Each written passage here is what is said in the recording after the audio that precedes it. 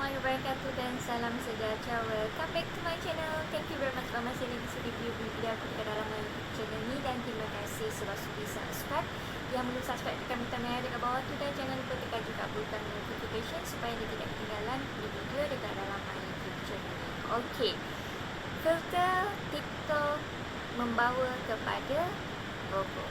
Okey, bagi anda yang nampak pada title dekat bawah, anda tahu apa benda yang saya nak ulas dalam isu kali ini, dan harap anda boleh view daripada awal sampai akhir supaya tidak timbul salah faham.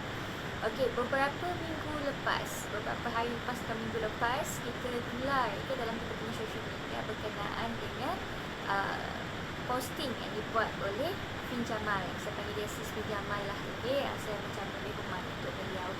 So, Sis Fin Jamal kita ni ada upload satu posting dekat dia punya social media yang mengaitkan penggunaan filter, penggunaan TikTok dan aplikasi-aplikasi ini yang boleh membawa kepada Facebook. Dan posting tersebut telah tular di dalam viral dalam social media kita, dan akhirnya mendapat kritikan netizen. Okay, first tu dapat kritikan netizen. And then second thing, ada perdebatan, saya tak panggil dia perdebatan lah, itu perbualan atau dialog Caprice dengan Sis Fin Jamal kita, dengan Kak Wardina Safia dengan Sis Fin Jamal. So, bila perdebatan ataupun perbualan atau dialog ini tadi berlaku antara mereka bertiga, lagilah keadaan atau cerita ini semakin panas. Okey, apa pendapat saya? Ini pandangan peribadi saya tak tahu apa yang orang lain fikir, tetapi ini yang saya fikir. Okey, pada saya sendiri, apa yang disampaikan oleh Sis Fin Jamal ini tidaklah 100% salah. Okey, cuma mungkin pendekatan yang beliau buat tidak kena dengan norma dan bagaimana masyarakat berfikir. Okey, apa yang dia sampaikan itu pada saya lah, ini pandangan saya, dalam 100% yang disampaikan oleh beliau yang mengaitkan penggunaan filter TikTok kepada kes rokok, saya mungkin setuju 10% of it, but 90% of it, I'm so sorry, I didn't agree with her. Okay, saya tak bersetuju dengan apa yang dia fikir dan apa yang dia sampaikan dalam posting tersebut. Tetapi yang saya hormat Sis Fin Jamal ni, dia sangat hormat pada pendapat orang lain. Okay, of course kalau saya cakap saya tidak setuju, dia pun tak boleh nak paksa yang untuk saya setuju dengan apa yang beliau punya pandangan. Dan saya suka satu benda yang diutarakan oleh Caprice. Okay, TikTok, any apps yang ada di dalam kita punya social media, tak kisahlah IG ke atau filter ke, hanyalah sekadar tools, ataupun of course kita sebagai seorang manusia yang mentadbir alat tersebut, bukan alat tersebut yang mentadbir kita. Contoh, ada sesuatu perkara ataupun sesuatu alat yang sangat-sangat murni dan suci, tetapi digunakan ke arah yang tidak baik, tetap pada pandangan umum ataupun orang ramai sebagai benda yang tidak cantik atau tidak manis. Contoh, kalau orang menggunakan Al-Quran, menggunakan hadis, tetapi menyampaikan dengan cara yang tidak baik, netizen ataupun orang yang menerima benda tersebut akan menganggap benda tersebut tidak baik, walaupun apa yang disampaikan oleh beliau benda yang sebetulnya. Okey, contoh yang dikatakan oleh Sis Fin Jamal, yang ni saya setuju. Contoh daripada segi tabaruj. Tabaruj ni bagi yang tidak tahu adalah berhias yang keterlaluan, yang mungkin boleh mendorong kepada nafsu lelaki, boleh membawa kepada zina. Okey, yang disampaikan itu betul. Konten yang diberitahu itu saya setuju. Namun mungkin cara penyampaian ataupun olahan ayat ataupun daripada segi sudut pandangan beliau yang disampaikan dengan cara yang nampak sedikit ekstrim, menyebabkan orang ramai ini rasa macam tidak boleh nak terima apa benda yang disampaikan. Cuba kalau apa yang disampaikan oleh Sis Fin Jamal itu disampaikan oleh individu lain, tetapi dalam keadaan ataupun cara yang berbeza, saya rasa orang akan boleh terima apa benda yang beliau sampaikan. Buat benda situ secara umum, tetapi jangan fokuskan dan kaitkan antara robot dengan penggunaan filter. yang beliau boleh sampaikan, janganlah kita ini berhias keterlaluan sehingga menimbulkan atau membuka ruang kepada syahwat lelaki. Itu contoh yang boleh saya bagi.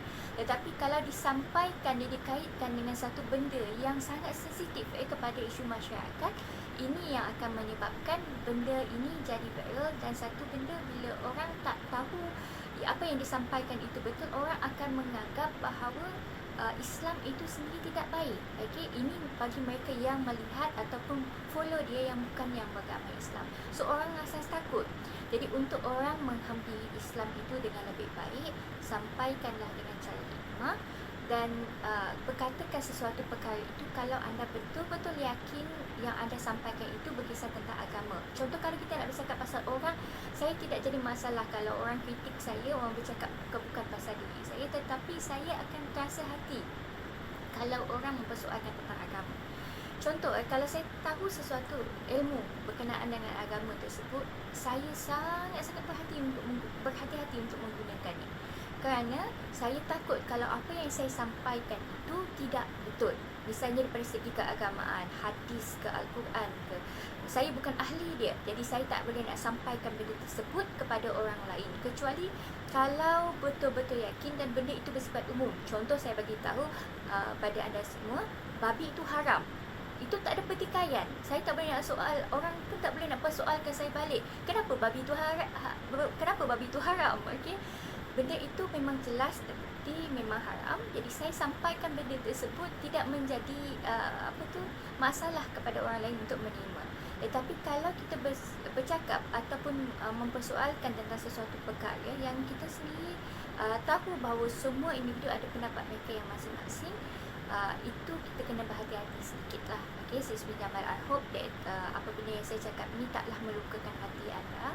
Tetapi terima benda ini secara terbuka. Saya percaya Siswi Jamal ni jenis orang yang terbuka, very open minded, dan dia boleh menerima pendapat orang lain. Yang kedua, dakwah ini tidak boleh dibuat secara rushing. Okay? Even though saya pernah kata dalam saya punya Facebook, okay, saya pernah bagi tahu, saya rasa macam saya takut saya akan mati dalam tempoh masa yang sangat cepat. Okay, mungkin 30-an, 40-an, tiba-tiba saya meninggal dunia. Saya tak sempat nak buat sesuatu untuk masyarakat, untuk agama saya. Okay, jadi filsafat zaman ni cakap, saya tak boleh tunggu sistem ini untuk berubah, kemudian saya tak buat sesuatu untuk ubah sistem tersebut. Okay, Sis Fin Jamal, ingat bahawa Nabi Nuh beratus tahun menyampaikan dakwah. Baginda Nabi tidak pernah berputus asa untuk menyampaikan dakwah tersebut kepada orang lain. Jadi jangan timbul rasa putus asa tersebut dan berbaik sangka pada Allah Subhanahu Wa Taala. Hidayah yang sampai kepada kita bila kita menyampaikan sesuatu kepada orang lain, bersabarlah. Okey, contohi sifat yang dibuat yang ada pada Nabi dan Rasul. Okey, di mana mereka ini sangat bersabar dengan dugaan dan cubaan yang Allah bagi kepada mereka dalam menyampaikan kebenaran. Namun apabila dalam keadaan kita ini tidak sabar dan rushing nak mengubah orang lain, kita seolah-olah menafikan bahawa hidayah itu milik Allah Subhanahu Wa Taala.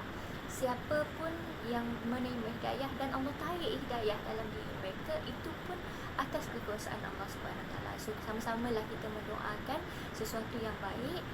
Dan saya berharap, saya mohon Siswi Jamal jangan stop sebarkan benda-benda yang baik. Kita sama-sama timba ilmu, sama-sama cari benda yang baik daripada perjuangan ini. Sama-sama bagi sumbangan, walaupun sedikit, kita bagi sumbangan kepada dakwah dalam Islam itu sendiri. Dan saya harap Siswi Jamal tidak berkecil hati dengan apa yang saya berkata dekat sini.